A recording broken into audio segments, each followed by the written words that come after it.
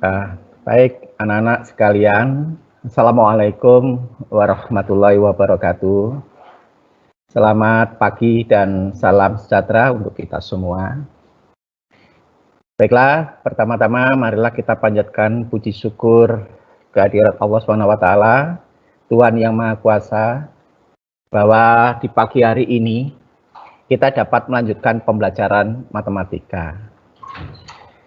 Sekalipun ini dalam suasana hujan atau gerimis, Bapak berharap kalian tetap semangat mengikuti kegiatan pembelajaran hari ini.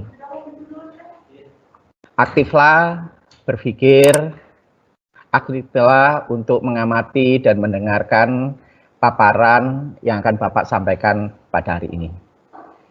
Hari ini kita akan memasuki materi baru.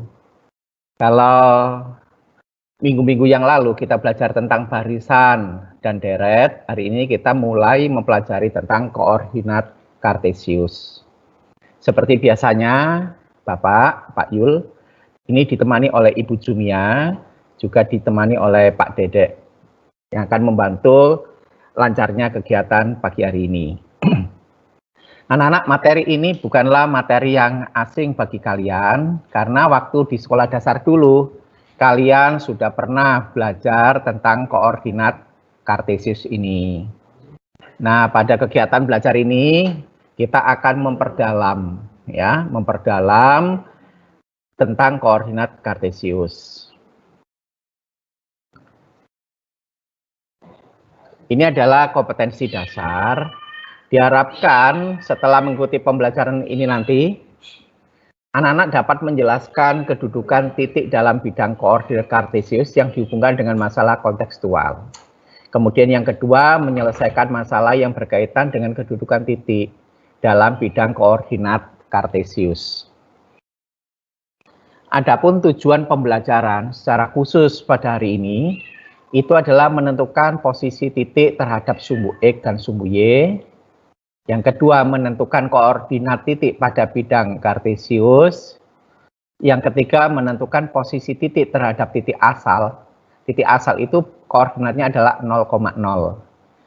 Yang letaknya ada di perpotongan sumbu X dan sumbu Y. Yang keempat adalah menentukan posisi titik terhadap titik tertentu. Misalnya titik itu disimbolkan dengan A, B. Nah, mempelajari koordinat kartesius, tentunya kalian tidak asing lagi dengan penampakan gambar seperti ini. Ini disebut sebagai bidang kartesius.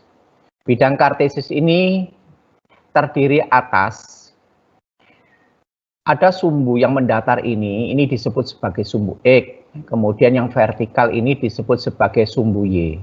Nah, kemudian titik potong antara sumbu X dengan sumbu Y ini dijadikan sebagai titik asal atau titik acuan, yaitu 0, ya, 0,0. Nah, kita sebut titik asal ini dengan koordinat 0,0.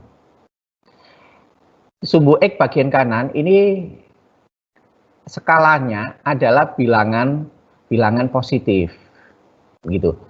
Kalau di sebelah kiri 0, ini adalah bilangan negatif. Demikian pula untuk sumbu Y, bagian atas ini adalah bilangan positif, kemudian di bawah 0 ini adalah bilangan negatif. Nah, seperti ini ya, tentu ini tidak asing. Ini adalah bidang kartesius namanya, atau bidang koordinat kartesius.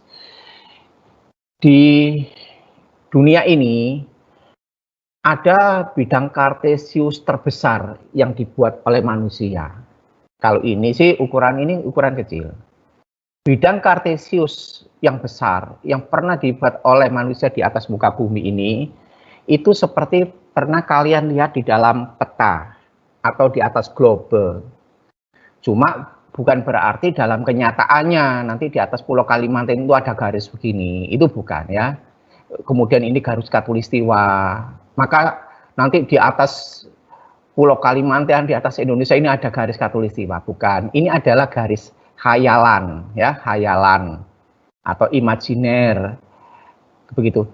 Nah, garis ini ini sama sebenarnya dengan prinsipnya sama dengan sumbu X dan sumbu Y ini. Nah, ini sumbu X, sumbu Y. X ini mendatar, Y kan vertikal. Ini tampak di sini. Jadi yang mendatar ini kan gitu. Ini adalah garis-garis lintang gitu. Ini garis lintang. Ada lintang utara, ada lintang selatan. Kalau ini, nah ini adalah garis tepatnya 0 derajat begitu ya. Nah ini melalui kota Pontianak. Nah kota Pontianak terkenal sebagai kota yang dilalui oleh garis khatulistiwa. Kemudian garis-garis vertikal ini disebut garis bujur. Tentu dalam pelajaran IPS, kalian sudah mengenal hal ini. Ada bujur barat, ada bujur timur. Nah, jadi seperti kota Pontianak yang berwarna merah ini. Kota Pontianak ini, nah secara koordinat, ini tepat ya pada garis lintang 0. Ya, tidak di lintang utara, tidak di lintang selatan, pas di 0. Kemudian garis bujurnya itu di 109, kalau ini kan 108. Kota Pontianak itu di 109 bujur timur. Nah, begitu. Nah, seperti ini misalnya. Misalnya disebutkan ya, ada sebuah ladang pengeboran minyak. Ini di sebelah utara Provinsi Jawa Tengah. Alamatnya itu kan di tengah lautan, itu tidak ada alamat secara pasti, tidak seperti rumah kalian di dalam perumahan ada blok, ada nomor. Kalau di lautan lepas seperti ini, maka untuk menunjukkan posisi sebuah titik, misalnya lokasi pengeboran minyak bumi ini, maka itu alamatnya itu ditujukan oleh titik ini berada di bujur berapa dan di garis lintang berapa. Contoh warna merah ini itu ada di 109 bujur timur, nah ini, dan ada di 8 derajat lintang selatan, begitu. Nah ini adalah menunjukkan bahwa sistem koordinat kartesius di dalam kehidupan sehari-hari itu kita temui misalnya di atas peta, ya, begitu. Oke, Bapak lanjutkan. Nah, sekarang kita memasuki pelajaran utama yang sebenarnya. Pelajaran ini mudah, sepanjang kalian mau memperhatikan pelajaran ini sangatlah mudah. Baik, sekarang kita akan mempelajari posisi titik, posisi itu kedudukan gitu ya, terhadap sumbu X dan sumbu Y. Gitu. Terhadap sumbu X dan sumbu Y. Oke. Perhatikan, ini adalah titik A. Titik A ini jika ditinjau dari sumbu Y, maka titik A ini ada di sebelah kanan. Nah, betul kan? A ini kan di sebelah kanan. Nah, lihat tanganmu. Ini kan di sebelah kanan, ya. Di sebelah kanan. Di sebelah kanan dengan jarak sejauh 3 kotak. Itu disebut 3 satuan. Jadi titik A berjarak 3 kotak atau 3 satuan di sebelah kanan sumbu Y. Nah, di sebelah kanan. Kemudian dipandang dari sumbu X, titik A ini di sebelah atasnya sumbu X, di atas. Berapa kotak? 6. Ditulis berjarak 6 satuan di atas sumbu X. Nah, waktu di SD, oleh Bapak Ibu guru kalian di SD dulu, koordinat titik A semacam ini menulisnya itu dengan pasangan bilangan 3,6. Nah, ini 3 di sini, 0,6. Ya, pas ini. 3,6. Angka 3 ini yang ada di depan, itu sebenarnya menunjukkan jarak titik A terhadap sumbu Y. Ini adalah 3 ini menunjukkan jarak terhadap sumbu Y, sedangkan 6, angka yang kedua ini, itu menunjukkan jarak titik A terhadap sumbu X. Nah, baik, untuk memperjelas, sekarang kita ambil titik D. Titik D. Terhadap sumbu Y, titik D ini kan di sebelah kiri. Nah, ya kan, di sebelah kiri. Kemudian terhadap sumbu X, D ini ada di sebelah atas. Oke, kita tulis begini. Titik D berjarak 6 satuan di sebelah kiri sumbu Y. 6 satuan di sebelah kiri sumbu Y, kita hitung 1, 2, 3, 4, 5, 6. Atau bisa kita lihat di sini. Nah, ini kan 6. 6 kotak itu terbaca di sini. Oh, negatif ini. Wah, ini di sebelah kiri nih. Kemudian titik D itu ada di atas sumbu X. Jaraknya berapa? 5. 1, 2, 3, 4, 5. Atau bisa dibaca di sini. Nah, 5. Nah, koordinatnya ditulis negatif 6,5. Negatif 6 ini menunjukkan jarak titik A terhadap sumbu Y. Karena ini negatif, maka negatif ini ditulis di sebelah kiri. Beda kalau ini tadi. 3 ini juga jarak terhadap sumbu Y, tapi karena positif maka dia di kanan. Nah, gitu. Sekarang 5. 5 ini berarti, oh maaf, ini salah ketik Bapak. Ini mestinya D ya. Ini D ini mestinya.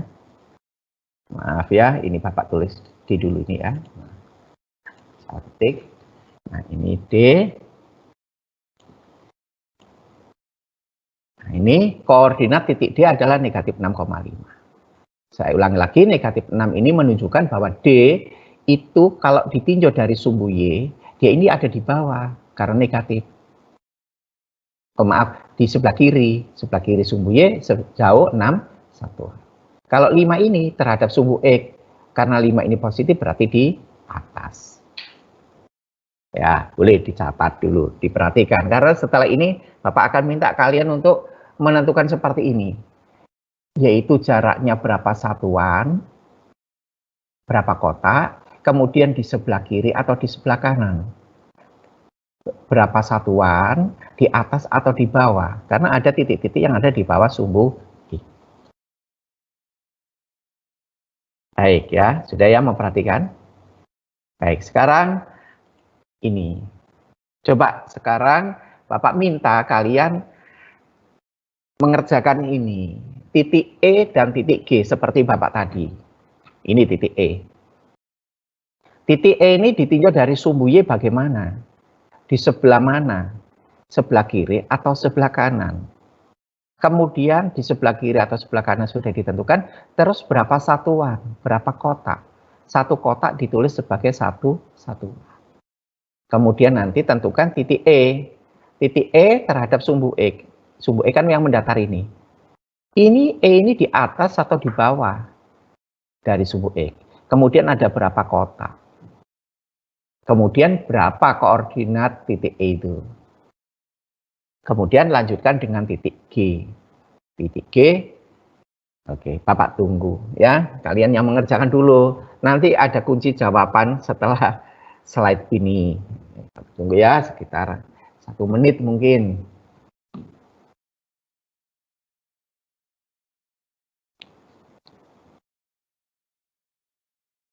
Iya.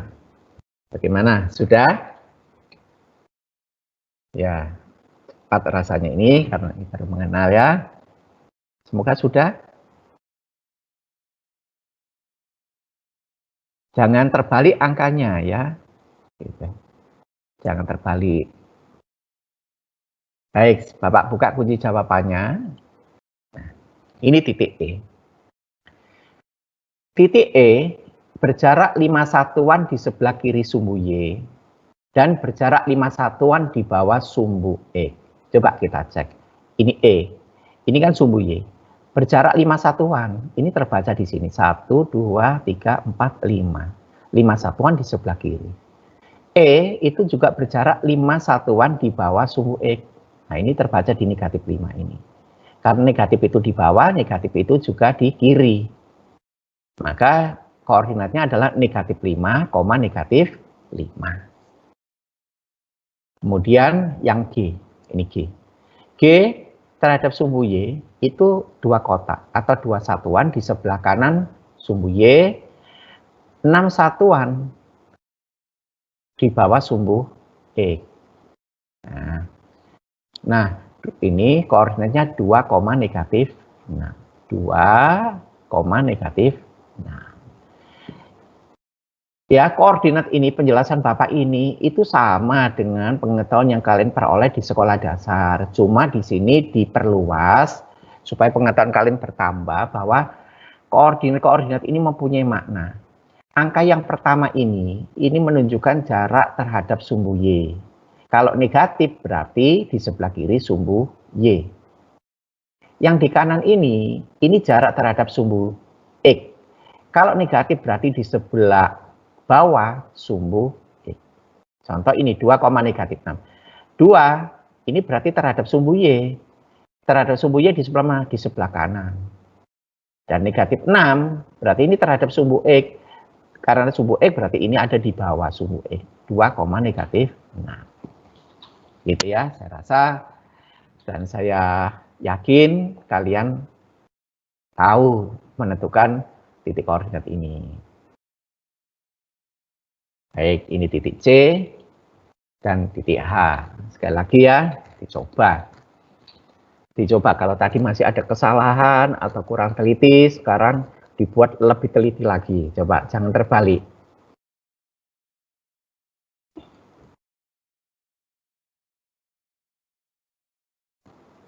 Ya, sudah selesai. Ini C ini ya. C ditinjau dari sumbu Y dan C ditinjau dari sumbu X.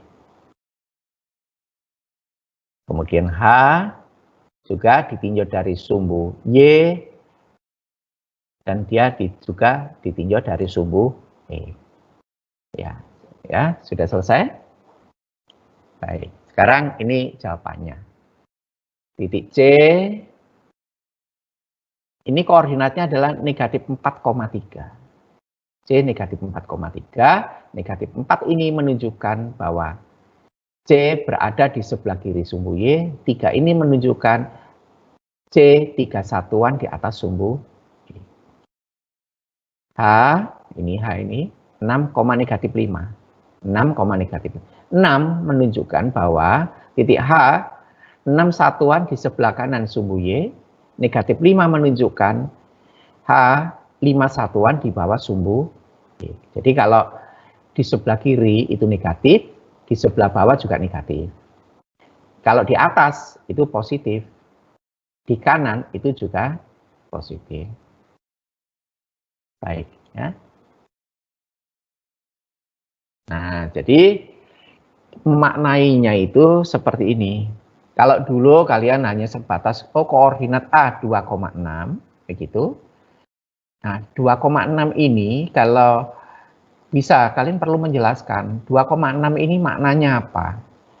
6 ini yang ada di unsur yang kedua itu artinya jarak A kepada sumbu X. Jarak A ke sumbu X itu 6 satuan di sebelah atas. Jadi yang angka yang kedua ini terhadap sumbu X. Angka yang pertama ini 2, itu terhadap sumbu Y. Berarti 2 satuan di sebelah kanan sumbu Y. Negatif 4,3.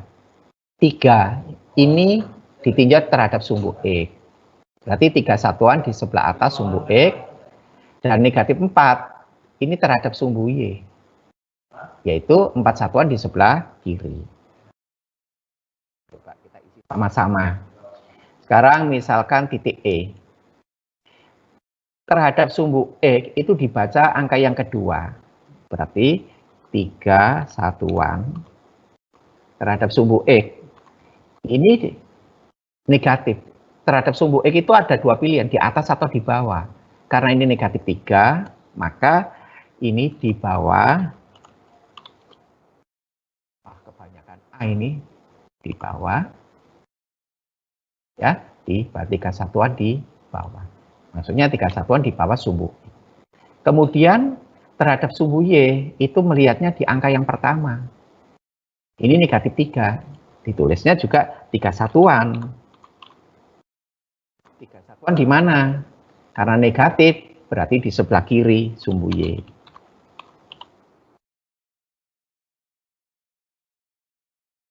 Kiri. Jadi kalau terhadap sumbu Y itu ada 2 pilihan, di sebelah kanan atau di sebelah kiri.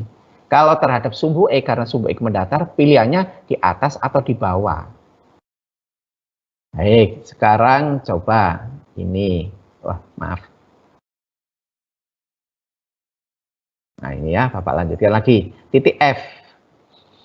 Oh, titik. Ah, ini titik G saja ya. G 5, negatif 4.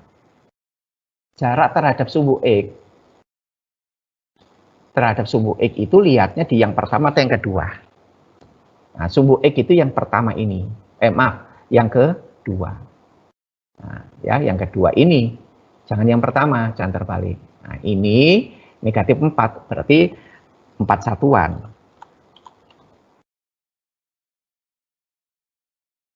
Ya, ini keyboardnya ada gangguan, 4 satuan. 4 satuannya karena ini negatif terhadap sumbu X itu di bawah atau di atas. Karena negatif maka ini di bawah. 4 satuan di bawah. Kemudian ini 5. 5 terhadap sumbu Y. Berarti 5 satuan. 5 satuan karena positif. Ini positif 5. Berarti di sebelah kanan.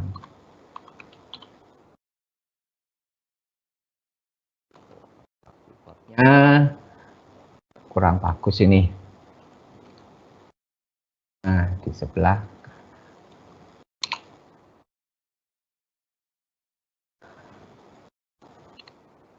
ya, gitu. Nah, buktinya memang G itu 4 satuan di bawah sumbu X dan 5 satuan di sebelah kanan sumbu Y. Nah, begitu caranya nanti kalau ada tugas, cara mengerjakannya seperti ini ya. Gitu. Kalau ada yang kurang dipahami nanti ditulis ya di pertanyaan ya. Di pertanyaan ditulis, apa yang mau ditanyakan tulis. Baik. Nah, sekarang tentang kuadran. Apa kuadran itu? Jadi bidang kartesius yang tadi itu terbagi menjadi 4 daerah. 4 daerah ada yang disebut kuadran 1, kuadran 2, kuadran 3, kuadran 4. Ada 4 kuadran ya. Kuadran 1 itu jika koordinat X-nya positif dan koordinat Y-nya positif. Kuadran 2 itu jika koordinat X-nya negatif dan koordinat Y-nya positif. Kuadran 3 jika koordinat X negatif dan koordinat Y negatif. Kuadran 4 apabila koordinat X-nya positif dan koordinat Y-nya negatif. Begini maksudnya ya, supaya jelas. Nah, perhatikan ini. Oh, ini dulu. Maaf, ya, sebentar. Nah, ini dulu. Q mempunyai koordinat 2,3. Angka yang pertama ini itu disebut sebagai koordinat X. Ya, koordinat X. Gitu ya. Angka yang kedua disebut koordinat Y. Ini jangan terbalik ya. Yang pertama koordinat X, yang kedua koordinat Y. Maka sering ditulis X, Y gitu ya. Walaupun sebenarnya 2 ini adalah jarak terhadap sumbu Y.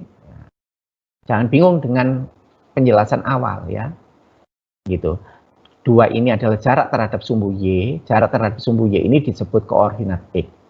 Kemudian 3 bilang yang kedua ini adalah jarak terhadap sumbu X. Di sini disebut sebagai koordinat Y. Nah ya, kalau titik P koordinat negatif 2,1, koordinat X-nya itu negatif 2. Ini, koordinat Y-nya adalah 1. Itu seperti urutan dalam huruf itu A, B, C, D, E kan gitu. Terus berikutnya huruf X, Y. Jadi X-nya itu dahulu baru Y. X, Y. Nah. Q-nya 2,3. Koordinat X-nya 2, koordinat Y-nya 3. Nah, jadi kembali ke semula. Karena kuadran 1 itu disepakati X-nya positif, Y-nya positif. X positif, Y-nya positif berarti kedua bilangan di dalam penulisan koordinat ini, dua-duanya positif. Itu berada di wilayah kuadran 1 di sini. Di sebelah kanan Y, di sebelah atas sumbu E. Kalau kuadran 2, itu jika koordinat X-nya negatif, koordinat Y-nya positif. Negatif terus positif. Nah, negatif positif itu ini. D, negatif 5,6. Nah, ini negatif, ini positif. Ini berada di kuadran 2. Kemudian kuadran 3 jika X-nya negatif, Y-nya negatif. Atau dua-duanya negatif. Contohnya seperti ini. Ini ya, E, negatif 3, negatif 3. Ini kan dua-duanya negatif. F, negatif 5, negatif 6. Ini kedua-duanya negatif. Maka wilayah seperti ini yang ada di sini, itu dinamakan kuadran 3. Kemudian yang terakhir kuadran 4. X-nya positif, yang pertama positif, kemudian koordinat Y-nya negatif, yang kedua negatif, positif, koma negatif ini. Nah, ini positif, ini negatif. Ini kuadran 4. Mungkin nanti ada pertanyaan, loh Pak, kalau titiknya itu pas di titik ini, di sumbu X misalnya, di titik ini, ya, di titik ini ada titik, misalnya pas di sumbu X, ini kuadran 1 atau kuadran 4? Kalau titik itu tepat berada di sumbu X atau tepat di sumbu Y, maka titik itu tidak terletak di kuadran. Titik itu terletak pada sumbu. Gitu ya. Baik, saya ulangi lagi. Kalau sebuah titik berada tepat pada sumbu, baik sumbu X atau sumbu Y, maka titik tersebut tidak terletak pada kuadran manapun, tetapi terletak pada sumbu X atau terletak pada sumbu Y, tergantung tempatnya di mana. Nah, ini tadi ya, sudah ya. Gitu. Contohnya titik ini, titik asal ini. Pertanyaannya, ini di kuadran berapa ini? Kuadran 1 kah? Kuadran 2, kuadran 3, atau kuadran 4? Nah, ini tidak terletak di kuadran manapun. Gitu ya. Gitu. Oke, mungkin ada pertanyaan Ibu dari anak-anak? Oh, belum ada ya, menurut informasi Pak Dede dan Ibu Jumia, beliau ini ada di samping kiri dan samping kanan saya, tidak ada pertanyaan. Gitu. Ya, Bapak berharap tidak adanya pertanyaan itu memang karena penjelasan ini sudah cukup jelas, ya kan? Tidak ada hitung-hitungan. Tapi nanti setelah ini ada hitung-hitungan sedikit ya, pengurangan. Apa? Nah, baik. Gambar yang sekarang sedang kalian hadapi ini adalah lokasi perkemahan. Misalnya perkemahan Sabtu dan Minggu Pramuka. Nah, ini ada beberapa titik. Jadi dilihat dari satelit misalnya. Wah, dilihat dari satelit ada tenda ya, ada tenda 3, tenda 2, tenda 4, kemudian ada pos 1, pos 2, begitu, mungkin tempatnya kakak pembina, kemudian kemahnya di dekat perumahan, kemahnya juga dekat pasar. Nah, enak ini, kalau beli makannya di pasar ini, kemahnya juga dekat hutan, gitu ya, kemahnya dekat kolam, terus kemahnya dekat pemakaman. Nah, ini ada beberapa lokasi ya, lokasi di perkemahan. Kita akan menentukan posisi sebuah titik terhadap titik lainnya. Gitu ya. Apa ini maksudnya nih? Nah, ikuti dengan baik ini ya. Nah, sekarang kita akan membahas bagaimana posisi perumahan ditinjau dari pos utama. Pos utamanya itu di sini. Yang warna apa ini? Ya, biru ini ya. Nah, ini perumahannya, ungu. Kalau saya berada di pos utama, saya mau menuju perumahan, saya akan bertanya, pos perumahan itu di sebelah mana ya dari pos utama ini ya? Gitu. Coba kalian menggambarkannya bagaimana? Perumahan ditinjau dari pos utama. Baca kalimat ini baik-baik. Posisi perumahan ditinjau dari pos utama. Mungkin ada yang memberitahu saya, Pak, kalau mau ke perumahan, kan Bapak di pos utama, maka Bapak harus, nah ini, mengikuti arah yang saya tunjukkan, Pak. Bapak harus berjalan 6 kotak, 6 satuan. Kemana? Ke kanan. Karena perumahannya di sebelah kanan pos utama. Oh ya, nah, ini ada siswa yang ngasih tahu saya. 6 satuan, Pak, ke kanan. Ini warna merah ya. Kemudian kemana lagi? Bapak belok nanti. Nah, belok ini, ya kan? Ke atas. Berapa jauhnya? 5, 1, 2, 3, 4, 5. Jadi ini bacaannya 6 satuan ke kanan, 5 satuan ke atas. Jawabannya begitu. Pak, Bapak harus berjalan 6 satuan ke kanan dan 5 satuan ke atas. Nanti jangan dikira gini, Bapak nanti loh, Bapaknya kok terbang ke atas. Bukan, ini peta ini mungkin ini ke arah timur, ini ke utara, begitu ya. Gitu. Ini bukan berarti rumahnya kok ada di atas. Berarti perumahannya terbang dong kalau 6 ke kanan, 5 ke atas. Ini maksudnya, ini kan bidang datar. Kita bayangkan seperti itu. Tapi sebenarnya arah timur dan ini arah utara. Oke ya, saya lanjutkan. Jadi perumahan ini itu ditinjau dari pos utama. Jadi kalau kita membuat grafisnya, itu berangkatnya dari pos utama. Tidak boleh dibalik berangkatnya dari perumahan. Pos utama 6 satuan ke kanan, 5 satuan ke atas. Nah, nulisnya begini. Posisi perumahan dari pos utama adalah 6 satuan ke kanan, 5 satuan ke atas. Jawaban ini, petunjuk ini, itu dibuat berdasarkan grafik tanda panah 2 ini. Tapi ada cara lain begini. Nah, ini cara lainnya dengan pengurangan. Kalau matematika itu tidak ada hitung-hitungannya, kan bukan matematika ya. Hitung-hitungannya gini. Koordinat perumahan 6,5, koordinat pos utamanya 0,0. 6 dikurang 0. Nah ini. 6 kurang 0 kan 6. 6 ini kan positif. Maka ditulisnya 6 satuan ke atas. Gitu ya.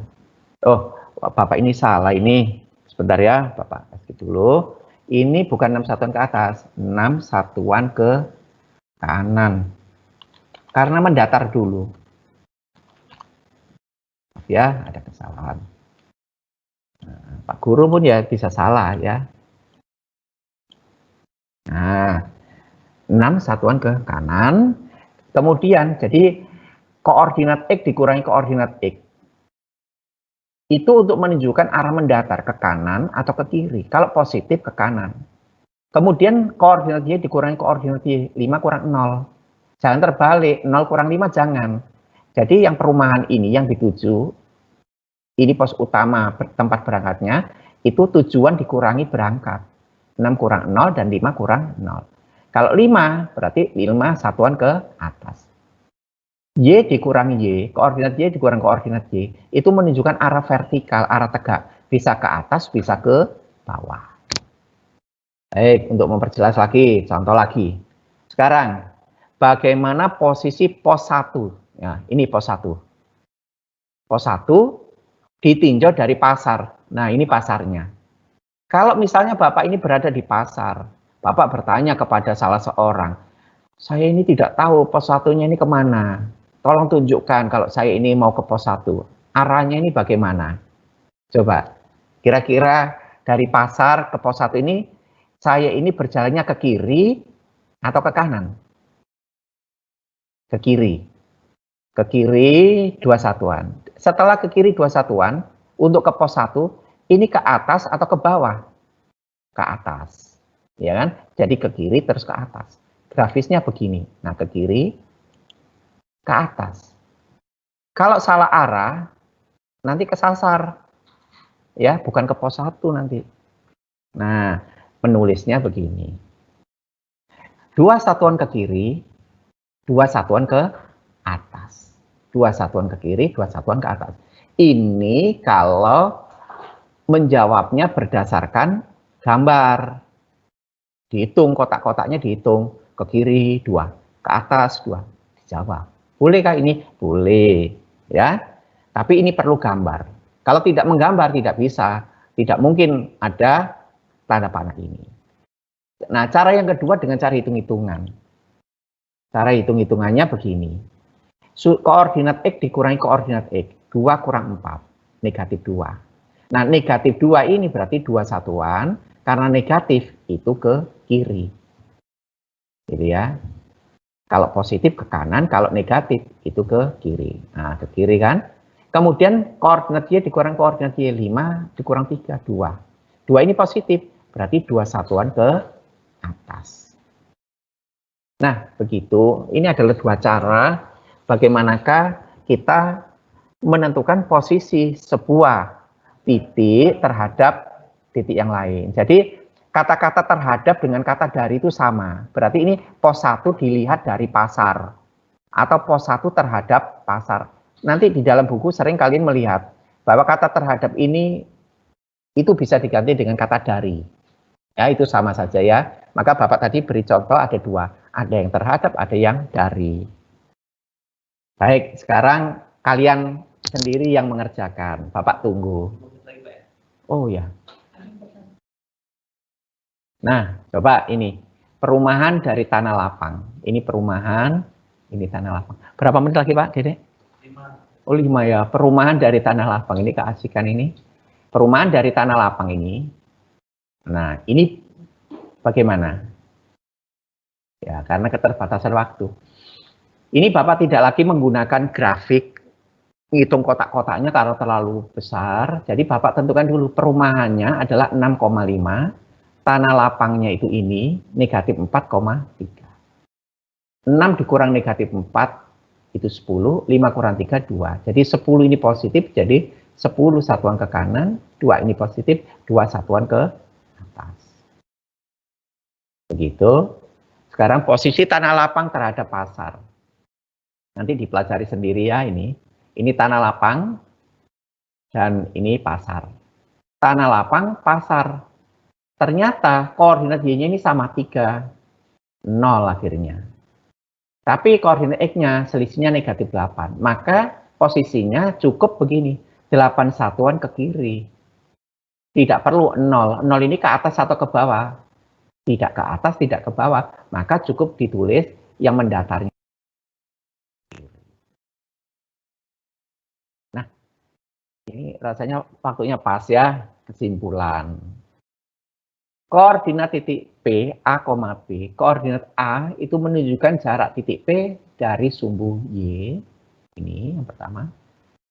Jika A-nya lebih dari 0, maka titik P di sebelah kanan sumbu Y. Jika A-nya negatif, kurang dari 0, maka P-nya di sebelah kiri sumbu Y. Kemudian koordinat B. Ini koordinat B menunjukkan jarak titik P dari sumbu X. Yang kedua terhadap sumbu X. Ada dua kemungkinan, B positif dan B negatif. Kalau B-nya ini positif, berarti di atas sumbu X. Kalau negatif, ya, di bawah sumbu X. Kemudian titik P, A, B, A disebut koordinat X, B disebut koordinat Y. Nah, ini adalah kuadran 1, 2, 3, 4 tadi. Kemudian terakhir adalah seperti menentukan tadi, pos 1 dari pasar, sebagainya itu ini rumusnya. Jadi posisi titik P, A, B ditinjau dari Q, M, N. Cara menentukannya adalah begini. Yang pertama dikurang yang pertama, koordinat X dikurang koordinat X, jadi A kurang M. Gitu. Kemudian nanti B kurang N, itu yang kedua. Nah, jika A dikurang M itu positif, berarti itu langkahnya ke kanan. Kalau A kurang M hasilnya negatif, berarti ke kiri. Kemudian unsur yang kedua dikurangi. Unsur yang kedua, jika B kurang N-nya positif, berarti itu arahnya naik ke atas. Tapi kalau B kurang N negatif, itu arahnya ke bawah. Nah, itu adalah 3 kesimpulan pelajaran kita hari ini. Mungkin ada yang bisa ditanyakan, Bu? Ya, silakan. Yang pertanyaan saya pertama, pertanyaannya, Pak, kuadran 3 itu apa? Kemudian, Pak, kalau misalnya naruh angkanya kebalik, gimana? Oh, angkanya kebalik, ya. Baik, pertama kuadran. Jadi kuadran itu adalah yaitu cara membagi bidang kartesius. Ini namanya bidang kartesius ya. Bidang ini ada sumbu X, ada sumbu Y kan. Nah, wilayah kuadran 1 itu daerah ini itu ketika titik koordinatnya itu koordinat X maupun koordinat Y. Yang pertama maupun kedua itu dua-duanya positif. 2 positif, 6 positif. Nah, A ini berada di kuadran 1. Begitu. Kalau kuadran 2 itu jika koordinatnya yang pertama negatif seperti 5 ini negatif 5, yang kedua positif. Nah, ini kuadran 2, ada kuadran 3, ada kuadran 4. Jadi ini adalah pembagian wilayah bidang kartesius. Lihatnya itu cukup angka ini. Kalau kedua-duanya negatif, berarti di kuadran 3. Nanti jangan dibalik, karena ini kesepakatan internasional. Kuadran 1 itu di sebelah ini, di sebelah kanan atas.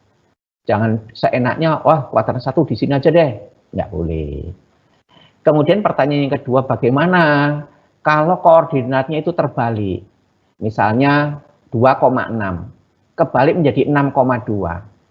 Itu berarti itu salah alamat. 2,6 itu dengan 6,2 itu tidak sama. Ya. Nanti letaknya akan berbeda. 2,6 itu di sini, ini yang Bapak tunjuk ini 2, tapi kalau 6,2 itu yang di sini. Iya kan? Maka salah letak. Gitu ya, salah alamat. Gitu. Ada lagi, Ibu? Oh, tidak ada. Baiklah anak-anak, pembelajaran ini memang tidak memungkinkan kalian bertatap muka langsung dengan Bapak atau bertanya, ya. Tapi Bapak, Ibu, ini berharap kalian nanti bisa mempelajari lebih lanjut di buku. Bukunya mungkin masih di buku elektronik atau mencari di internet atau mencari di YouTube gitu ya. Nah, itu dimanfaatkan kuotanya untuk hal-hal positif begitu ya, untuk memperdalam ini. Nanti diperdalam lagi dengan adanya kuis ya. Kemudian ini ada pesan dari kami berdua. Ini masih banyak anak-anak yang tidak mengumpulkan tugas. Jadi kalau diberi tugas, ini tidak 100% mengumpulkan. Ya. Nah, ini tolong dikumpulkan karena penilaian itu juga didasarkan pada keaktifan kalian pada saat ini, hadir di meeting ini, kemudian juga kalian mengerjakan. Jadi kalau kalian tidak mengerjakan tentu ya tidak ada nilai. Gitu. Ya, kerjakanlah tepat waktu. Baik anak-anak, demikian yang bisa Bapak dan Ibu sampaikan pada pagi hari ini. Bapak mohon maaf kalau ada kesalahan ya. Dan terima kasih atas perhatian kalian. Jaga diri baik-baik, jaga kesehatan baik-baik. Terima kasih Bapak akhiri, selamat pagi. Assalamualaikum warahmatullahi wabarakatuh.